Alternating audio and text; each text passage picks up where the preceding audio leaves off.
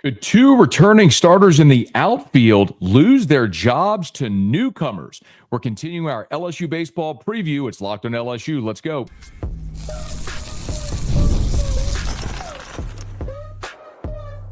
You are Locked on LSU, your daily podcast on the LSU Tigers. Part of the Locked On Podcast Network, your team every day. Okay, let's get it. It is Locked on LSU, your team every day. I'm your host, Matt Moscona. Thanks so much for making us your first listen. We're free, available wherever you get podcasts, of course, on YouTube as well. So please subscribe. We are counting down to the start of LSU baseball season, a team that many are projecting to be back where they belong in Omaha. As a matter of fact, our buddy Kendall Rogers from D1 Baseball, we chatted with him earlier in the week. D1 Baseball's got LSU preseason number 3. I asked him point blank, is there any team in the SEC that could challenge LSU? And he said, roster-wise, there's only one. It's Texas A&M, and LSU might actually be a deeper, more balanced roster. So today, we take a look at the outfield. This is a series that we're doing as we move closer to the start of the season with former LSU great Ryan Theriot. Last week, we looked at the infield. If you want to go back and check out that episode, I encourage you to do so. We spent a lot of time talking about why Stephen Milam is moving from second base to the left side of the infield, how a guy like Daniel Dickinson factors in at second base, and what do they do at catcher. So we've got that on a previous episode. If you want to go back and check it out, we appreciate it. But today we talked to Ryan Theriot about the LSU outfield. And it's interesting because, of course, Jake Brown returns, who was the number 1 player in Louisiana a season ago and became a key contributor for LSU. Ashton Larson, a freshman a season ago who earned a starting job in the outfield. And Josh Pearson, who's been a contributor for 3 years. All 3 of those guys return. However, when we started breaking this down with Ryan Theriot, one thing seems pretty clear. He thinks at least 2 of those guys are going to have a really tough time maintaining their starting position in 2025. It doesn't happen a lot where guys that have been here for a while, veterans that have had pretty good careers, I think are going to be in a dogfight for playing time. I mean, normally when you put your time in, you got some skins on the wall, and you've put up some decent numbers, you get to a point where you've kind of earned the right to get out there and get some reps. And I do think Ashton Larson and Pearson will get some reps, but I don't think they're going to be starters on this team. And, okay, wow. And with the young guys, and then the guys that have been added to the team in the portal have really shown out. Curiel, which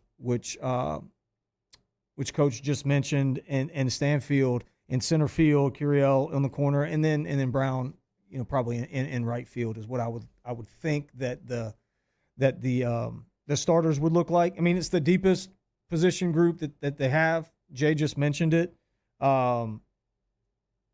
We were talking a little bit about guys that really stood out for him, but and they just kept going back to Curiel and saying he's best defender on the team, and the comp that they mentioned, which I thought was really neat because this kid's a hell of a player, was Antoine Duplantis with a little more pop.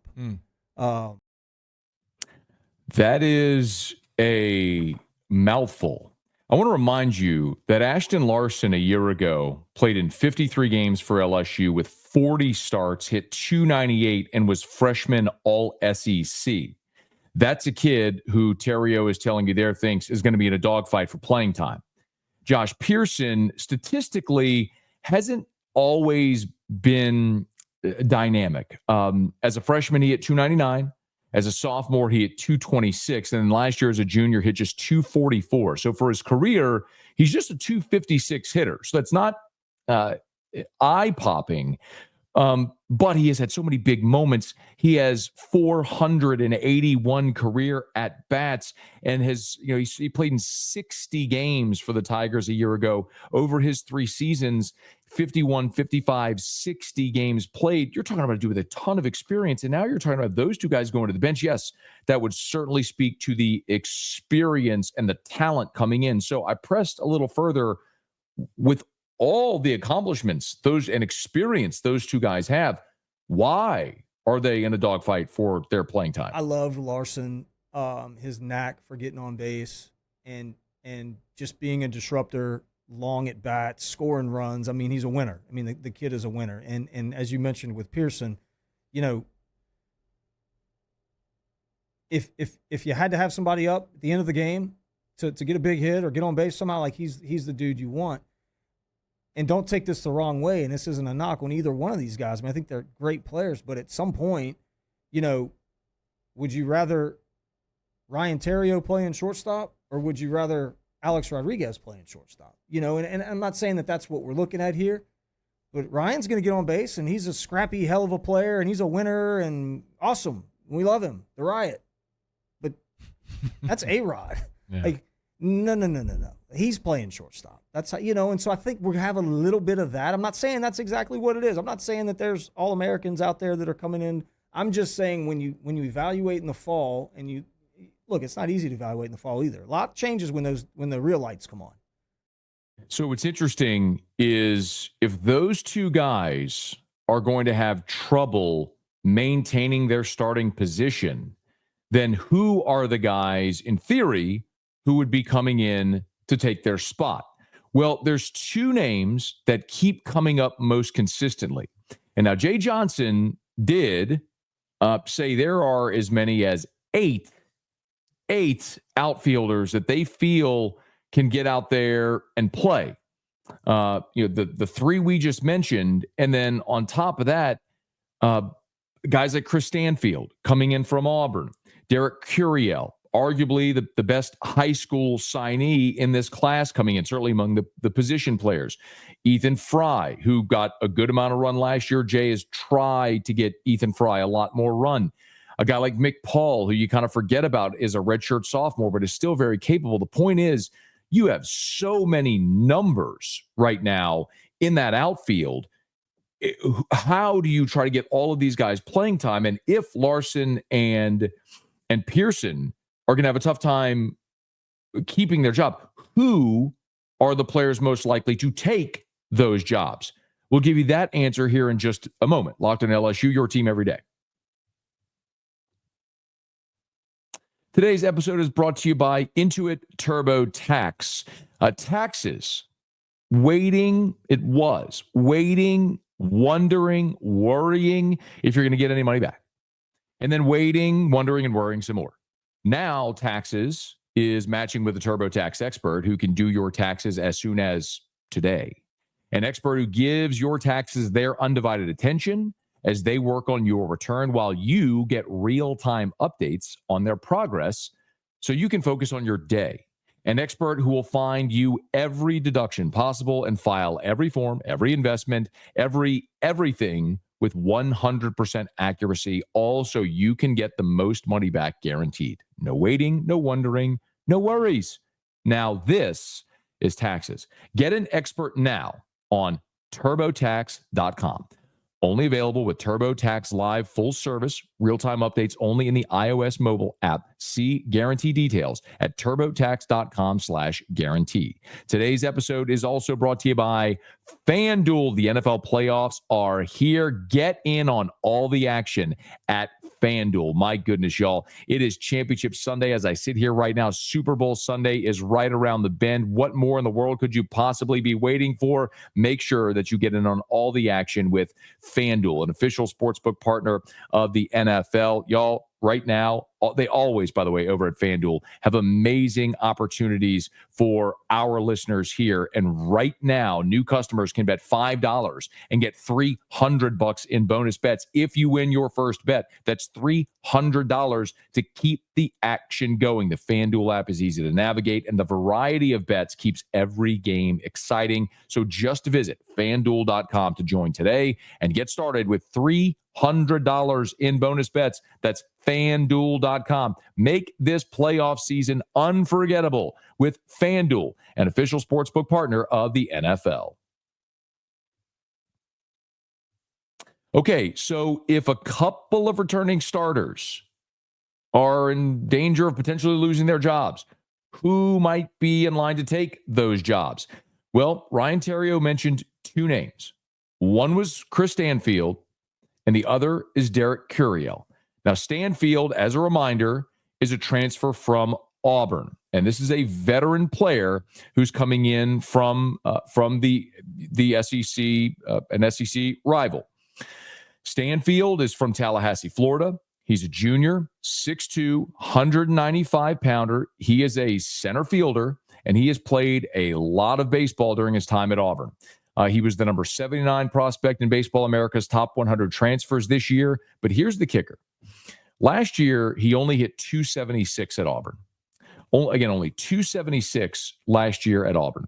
So a guy that's played a lot of baseball over his 2 seasons on the Plains and was a starting center fielder, but wasn't a guy that necessarily ripped the cover off the ball. And I just told you, Ashton Larson hit 298 as a freshman and was freshman all SEC. So why would Jay Johnson be interested in bringing in Stanfield when you already have returning starters, talent, and depth? But Jay is as hands-on with the offense as any coach in the country. He loves being in the cage. He loves dissecting swings. I mean, it's very rare for your head coach to be hanging out in the batting cage working with guys, and Jay does that. He saw something in Braswell whenever he came in. Sure, that's a good point. He made an adjustment there, and we saw him take off. I mean, we saw him turn into a hell of an offensive player. My guess is he sees something in this kid's swing, and he thinks he's an adjustment away from being a major impact player, and he went and got him. And if you feel like he's an improvement defensively, if Stanfield becomes your center fielder, that means Jake Brown moves to left, and then potentially Derek Curiel, who we're about to talk about in just a moment here, moves to right. Or maybe Curiel is in left and Jake Brown moves to right. And now all of a sudden, Jake Brown, who played a lot of center field for you last year, if now Jake Brown is your right fielder, which if you're trying to quote unquote hide a glove, you put him in right field. But Jake Brown was your starting center fielder a year ago, as the number 1 player in Louisiana. So that would speak to the depth on the team. As for the offensive numbers that Ryan talked about, it's interesting because, Braswell transferred to LSU from South Carolina and, was freshman all SEC at 284. And then as a sophomore, saw his numbers dip and some of his playing time dip as well. And so he transferred to LSU, and then last year at LSU ended up having really a pretty fantastic season, and late in the season became, LSU, one of LSU's most consistent hitters. So Braswell went from 284 as a freshman to 255 as a sophomore at South Carolina. So his batting average dropped 30 points, and then gets with Jay Johnson, and his average shoots up 60 points to 311. So maybe that's what Jay's thinking. You're improving your team defensively in center field, and he thinks he can make Stanfield an even better offensive option, something worth watching. Now, the other one, and this might be the wild card, is Derek Curiel.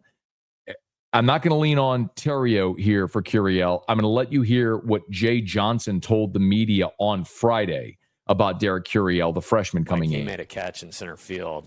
There might not be 5 guys in the country that could have made that play. And then he went over to left field and shifted his hips 3 times and made a play look easy that was not easy. So he falls into that score runs, prevent runs category, and those guys are really valuable. So Derek Curiel, if you're not familiar, was the number 10 overall high school player in the country, according to Perfect Game. The number 2 player in the state of California. He was a Team USA kid that many thought had very little chance of showing up on campus. And when he made the announcement that he was coming to LSU and was going to forego and bypass signing in the draft, it was met with a ton of fanfare, and you kind of see why. What's interesting is during his time at LSU, Jay Johnson, by and large, has been willing at times to sacrifice a glove for a bat. He's an offensive-minded coach. That's counter to what we saw for so many years with Paul Maneri, who recruited center fielders and shortstops. So LSU was a smaller team, but they were always going to play great defense. You'd have 4 shortstops on your infield, and you'd have 3 center fielders in the outfield, where you have guys like Stevenson and Laird and Fraley. And so you've got all 3 elite level center fielders, and the ball never hits the ground, because if it's in the air in the outfield, somebody's going to get it. So it was all about, playing great defense behind your pitching and leading that way. It's just different ways to go about it.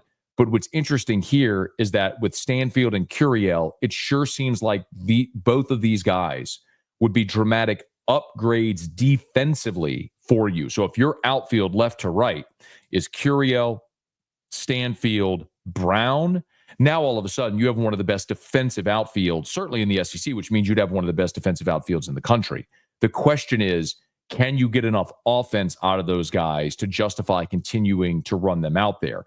For what it's worth, Curiel is a big dude. He is 6'2", 182, bats left, throws left. So he is a guy that is going to continue to grow into his body. Again, 6'2", 182, and from the left side, hit 314 last year with 10 doubles, 21 RBIs, 19 stolen bases. So not a big power bat, but a guy that can certainly bat the ball, make contact, play station to station. He can run, as you could see there with the stolen base number, and clearly a very skilled defensive outfielder with a high ceiling. You know, we haven't even mentioned guys like Ethan Fry, who when you go into a lab and you build what it's supposed to look like, it looks a lot like Ethan Fry. But Fry last year had an injury early. Jake tried to get him some ABs back in the lineup, and he just was unable to make contact with SEC pitching. Right there are 6 guys that we're talking about. I mentioned McPaul as well. So you've got numbers and you've got options. And if it comes to it to where you do see Stanfield and Curiel wrestle jobs away from Pearson and Larson, well, then what you have is what we'd like to call a good problem on your hand, because now you have a freshman All-SEC player and a guy was a key player for you on a national championship team as backup options. And you have incredible quality depth there as well. So if you do have injuries or guys hit slumps, you've got options up and down your bench. So look, we seem to think right now going into the opener that the infield is pretty much set. It'll be interesting to see how they manage and platoon at catcher, but the infield we feel is pretty much set. The outfield, anything but, and tons of options there as well. We are inside of 3 weeks from first pitch with LSU and Purdue Fort Wayne as the 2025 Tigers get ready to push off from the deck, as they are now on the practice field getting ready for the 2025 LSU baseball season. Next weekend, we'll take a look at LSU's pitching staff, so make sure you're here for that. So do us a favor. If you're listening on podcast, please subscribe on your favorite podcast app. Rate us, leave a review. If you're on YouTube, smash that like button, subscribe to the channel, hit the bell so you're notified whenever we post a new video, and let a friend know. If they love the Tigers, we got you here every single day for Locked on LSU, your team every day.